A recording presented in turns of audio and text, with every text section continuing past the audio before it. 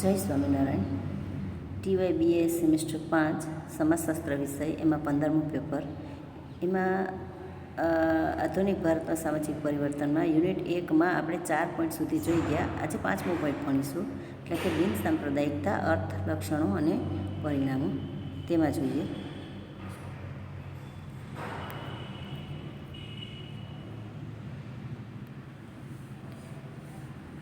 પ્રસ્તાવના. ભારતમાં બ્રિટિશ શાસન દરમિયાન બિન સાંપ્રદાયિકતાની પ્રક્રિયા શરૂ થઈ હતી. પહેલાં અને બીજા વિશ્વયુદ્ધ પછી ગાંધીજીએ આઝાદી માટેની ચળવળ શરૂ કરી હતી.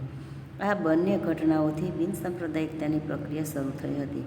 આઝાદી પછી ભારતને બિન સાંપ્રદાયિક રાજ્ય ગણવામાં આવ્યું, એટલે કે આપણો દેશ ગુલામ હતો. ધીરે ધીરે આ બિન સાંપ્રદાયિકતા એટલે કે ગાંધી બાપુના આઝાદી ચળવળની લડાઈમાં જોડાયો અને પછી ધીરે ધીરે બિન સાંપ્રદાયિક ગણવામાં આવ્યો. બીજું છે બિન સાંપ્રદાયિકનો અર્થ જોઈએ. બિન સાંપ્રદાયિકતા માટે બિન સાંપ્રદાયિકીકરણ, બિન સાંપ્રદાયિકતાવાદ જેવા શબ્દો વાપરવામાં આવ્યા છે. આ બધા શબ્દો પર્યાયવાચી છે. બિન સાંપ્રદાયિકતા એ સાંપ્રદાયિકતા કે ધાર્મિકતાની વિરુદ્ધનો શબ્દ પ્રયોગ છે. બિન સાંપ્રદાયિકતા માટે અંગ્રેજી શબ્દ સેલ્યુલર શબ્દ વપરાયો છે. આવો અંગ્રેજી શબ્દ લેટિન ભાષાના સેલ્યુલમ પરથી ઉતરી આવેલો છે. તેનો અર્થ ધર્મનિરપેક્ષતા પણ કરી શકાય છે. એટલે કે બિન સાંપ્રદાયિકતા એટલે કે મૂળ એનો અર્થ થાય છે કે બિન સાંપ્રદાયિકતા એટલે કે ગમે તે ધર્મ પાળી શકો, તો ગમે તે ધર્મના લોકો તે એનો ધર્મ પાળી પણ શકે અને બદલી પણ શકે છે. એના પછીનો ફકરો છે કે સેલ્યુલરાઇઝેશન અથવા સાંપ્રદાયિક શબ્દનો પ્રયોગ પહેલીવાર યુરોપમાં થયો હતો. બિન સાંપ્રદાયિકકરણ એક સામાજિક પ્રક્રિયા છે. તે જીવનના વિવિધ ક્ષેત્રોને વિશાળ દૃષ્ટિકોણથી જુએ છે. બિન સાંપ્રદાયિકતા ધર્મની પવિત્રતા કે ધાર્મિક બાબતોને મર્યાદિત બનાવે છે. બિન સાંપ્રદાયિકીકરણની પ્રક્રિયામાંથી બિન સાંપ્રદાયિકતા વિકાસ પામે છે. બિન સાંપ્રદાયિક એક પ્રકારનો માનસિક અનુભવ છે જે વ્યક્તિમાં બિન સાંપ્રદાયિકતાનું વલણ વિકાસ પામ્યું હોય તે વ્યક્તિની જીવનશૈલીમાં તાર્કિકતા અને બૌદ્ધિકતા જોવા મળે છે. આ રીતે બિન સાંપ્રદાયિકતા એક પ્રકારનું મૂલ્ય છે. તે એક પ્રકારની વિશિષ્ટ વિચારસરણી છે. સામાજિક કે ધાર્મિક બાબતોમાં સામાજિક સંસ્થાઓને બિન સાંપ્રદાયિકતા અલગ રીતે સમજે છે. જે સમાજ બિન સાંપ્રદાયિકતાનું મૂલ્ય સ્વીકારે છે તે સમાજ ધાર્મિક આદેશો કે મૂલ્યોથી મુક્ત બની જાય છે. ડૉક્ટર દુબેનો એવો મત છે કે સમાજ ધાર્મિક અસરોમાંથી મુક્તપણે મુક્ત થાય છે. તે સમાજમાં બિન સાંપ્રદાયિકતાએ પ્રવેશ કર્યો છે એમ કહી શકાય. સમાજમાં બિન સાંપ્રદાયિકીકરણ વધતું જાય છે તેમ સમાજ ધાર્મિક ધોરણોમાંથી મુક્ત થાય છે. આવા બિન સાંપ્રદાયિક સમાજમાં સામાજિક સંસ્થાઓનું માર્ગદર્શન ધાર્મિક બાબતો વડે થતું નથી. આ રીતે બિન સાંપ્રદાયિકતાના ફેલાવાથી સમાજ બુદ્ધિવાદી વલણ ધરાવતો થાય છે અને સામાજિક સંસ્થાઓ ધર્મના પ્રભાવમાંથી મુક્ત બની જાય છે. એટલે કે બિન સાંપ્રદાયિકથી એટલે કે આઝાદીથી લોકોના વિચારો સ્વતંત્ર થાય છે. તે ધર્મના બંધનોમાંથી એટલે કે ધીરે ધીરે એને મુક્ત વિચારો આવવા લાગે છે અને એની રીતે એટલે કે બુદ્ધિજીવીઓની જેમ તે નવું પરિવર્તન લાવે છે. આગળ જોઈએ બિન સાંપ્રદાયિકતાના લક્ષણો છે. એમાં પહેલું લક્ષણ છે વિભિન્નીકરણ. તેમાં જોઈએ બિન સાંપ્રદાયિકતામાં વિભિન્નીકરણનું લક્ષણ હોય છે. બિન સાંપ્રદાયિકતાને પરિણામે પહેલાં જે બાબતો ધાર્મિક ગણાવી હતી તે હવે ધાર્મિક ગણાતી નથી. આવા વિભિન્નીકરણને લીધે સમાજમાં વિવિધ ક્ષેત્રો જેવા કે આર્થિક, રાજકીય, કાનૂની અને નૈતિક એકબીજાથી જુદા પડી જાય છે. ભારતના બિન સાંપ્રદાયિકતાના ખ્યાલમાં આવું વિભિન્નીકરણ જોવા મળે છે. એટલે કે અમુક બાબતો છે, દાખલા તરીકે લોકોના જીવન ધોરણો છે એ ધાર્મિક બાબતે જોડાયેલા હતા કે આપણા ધર્મમાં આમ છે તો આમ કરવું જોઈએ, આપણા ધર્મમાં આમ છે તો આમ કરવું જોઈએ. હવે એ ધર્મના બંધનથી થોડાક મુક્ત થયા છે અને પોતાની રીતે જીવતા થયા છે, જેના ક્ષેત્રમાં એટલે કે એ વિચારોથી એની સમાજની અંદર આર્થિક, રાજકીય અને કાનૂની ક્ષેત્રો છે તે અલગ અલગ દ્રષ્ટિએ જુદા પડ્યા છે. બીજું છે બુદ્ધિવાદ. એમાં જોઈએ, બિનસાંપ્રદાયિકતાનું એક લક્ષણ બુદ્ધિવાદનું છે. બિનસાંપ્રદાયિકતાનો પ્રવેશ થાય છે ત્યારે દરેક બાબતને તાર્કિક કસોટીએ ચડાવવામાં આવે છે. જે બાબતો બુદ્ધિ કે તર્કની કસોટીમાંથી પસાર થાય તે બાબતો સ્વીકૃત બને છે. બિનસાંપ્રદાયિકતા અંધશ્રદ્ધાઓ, વહેમો, રૂઢિવાદનો વિરોધ કરે છે.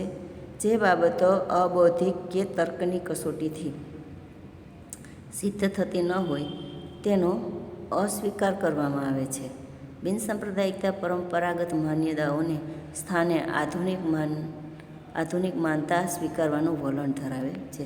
એટલે કે લોકો બુદ્ધિશાળી તો છે જ, પણ તેમાં બિનસાંપ્રદાયિકતાના હિસાબે તેના વિચારો મુક્ત થયા છે.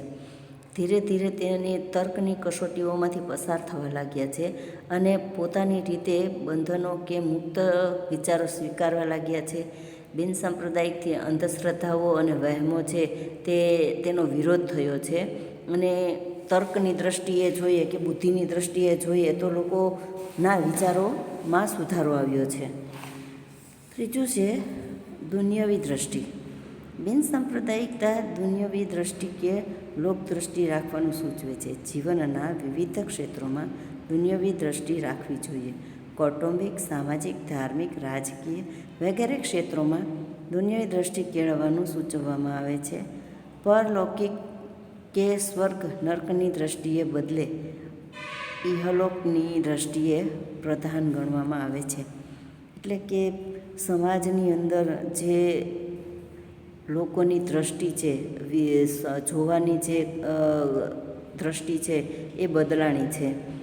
લોકોમાં પરિવર્તનો આવ્યા છે અને પરિવર્તનની દ્રષ્ટિએ જોઈએ તો લોકોમાં ખાનપાન, રીત રિવાજો બદલ્યા છે અને તેમાં ઘણું બધું પરિવર્તન આવ્યું છે. જે કૌટુંબિક રીતે અને સામાજિક અને ધાર્મિક રીતે જોઈએ તો તેમાં ઘણી બધી સુવિધાઓ આવી છે અને લોકો એ રીતે જોતા થયા છે. ધાર્મિક દ્રષ્ટિએ જોઈએ તો લોકોને એવું થાય છે કે આમ કરવાથી પાપ અને પુણ્ય થાય છે અને આમ કરવાથી નર્ક અને સ્વર્ગ મળે છે.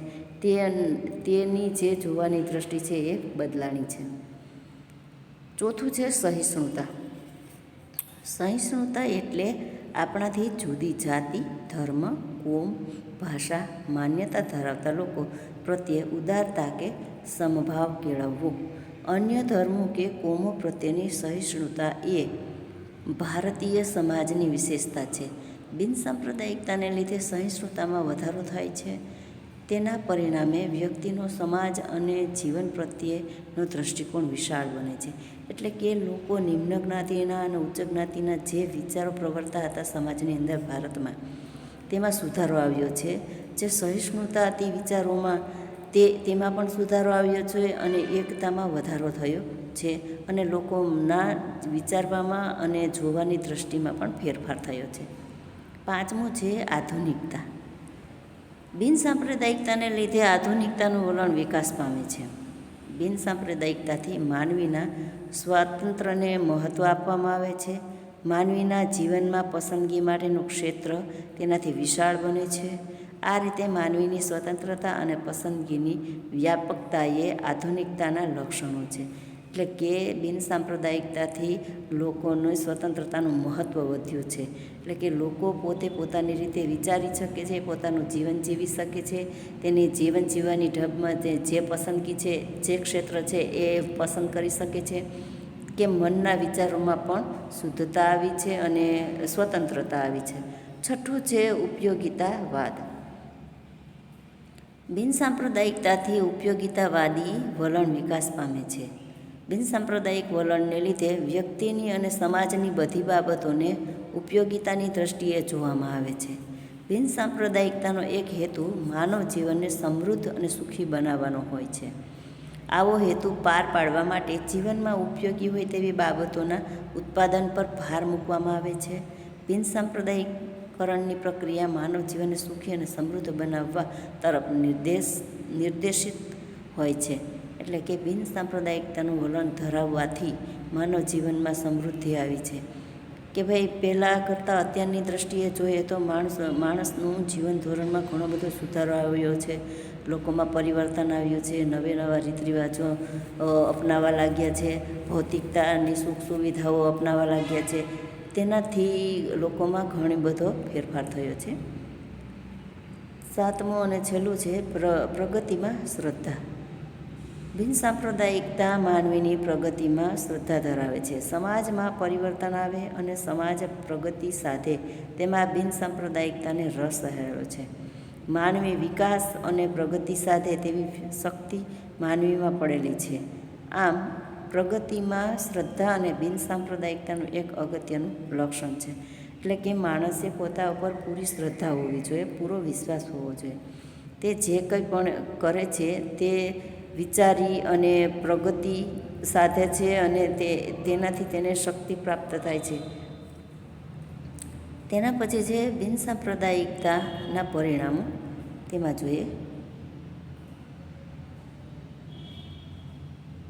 તેમાં બિનસાંપ્રદાયિકતાના પરિણામો કે અસરો નીચે મુજબ વર્ણવી શકાય. એમાં જોઈએ તો પેલું છે વ્યાપક અસર.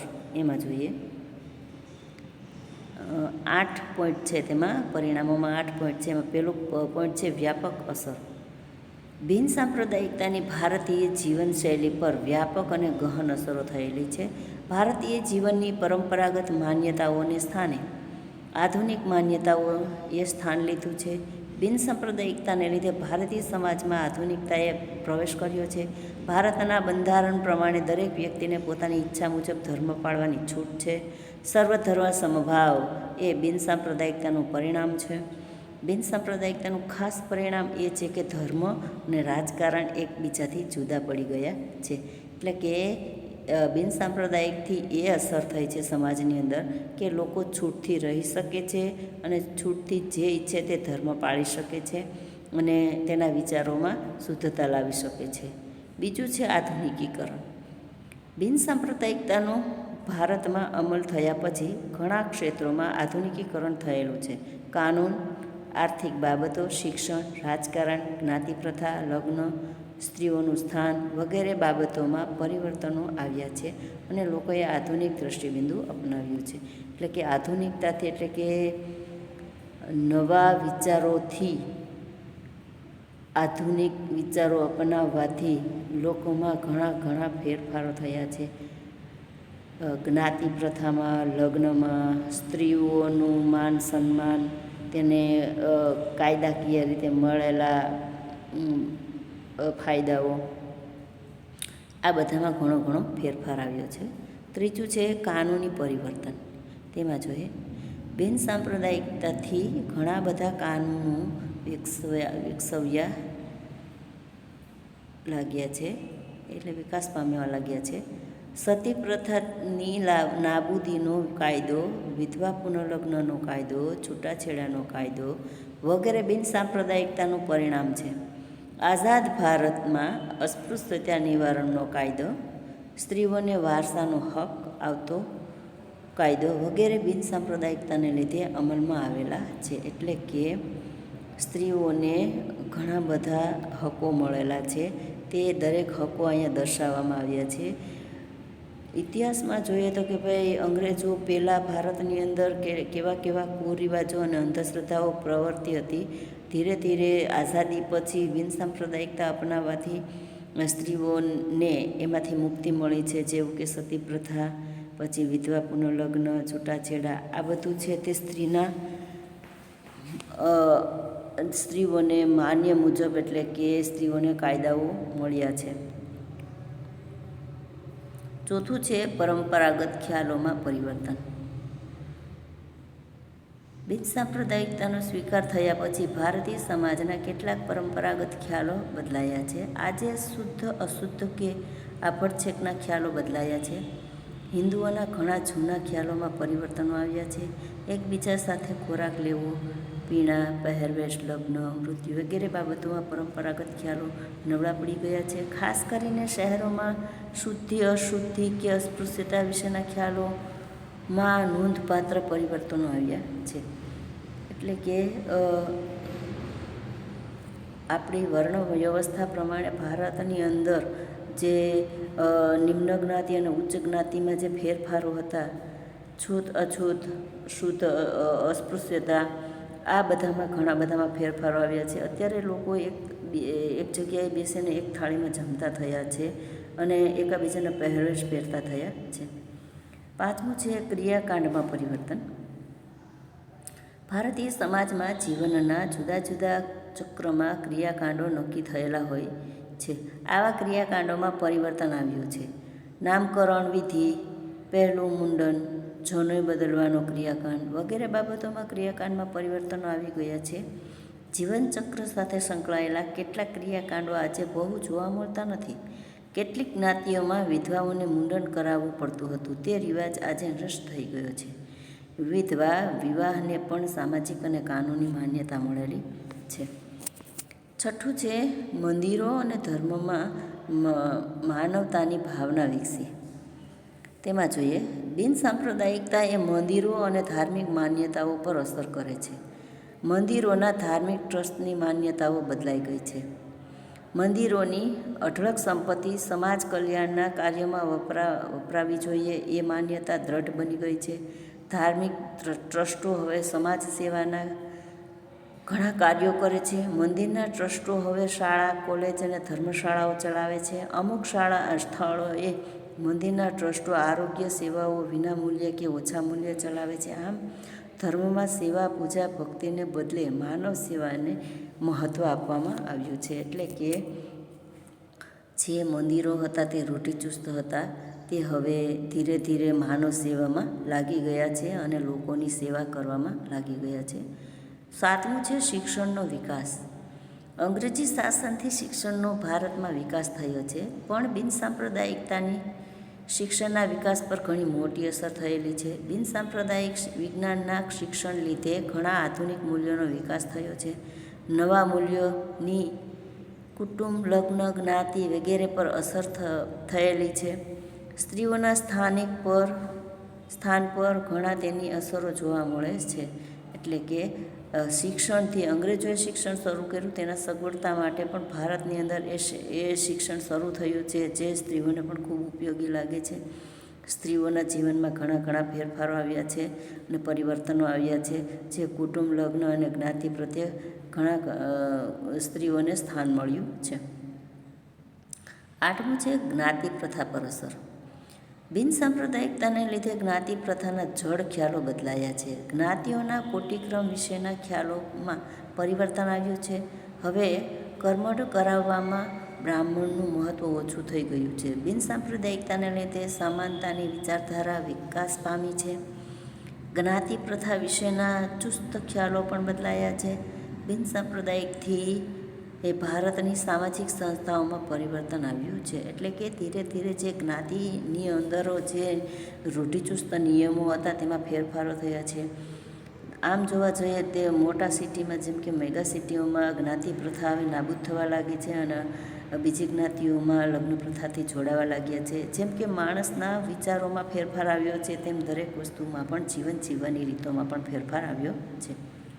હવે આ એકમ આપણે અહીંયા પૂરો કરીએ છીએ. હવે આધુનિકીકરણ છે તે આવતા વિડીયોમાં ભણશું. જય સ્વામિનારાયણ.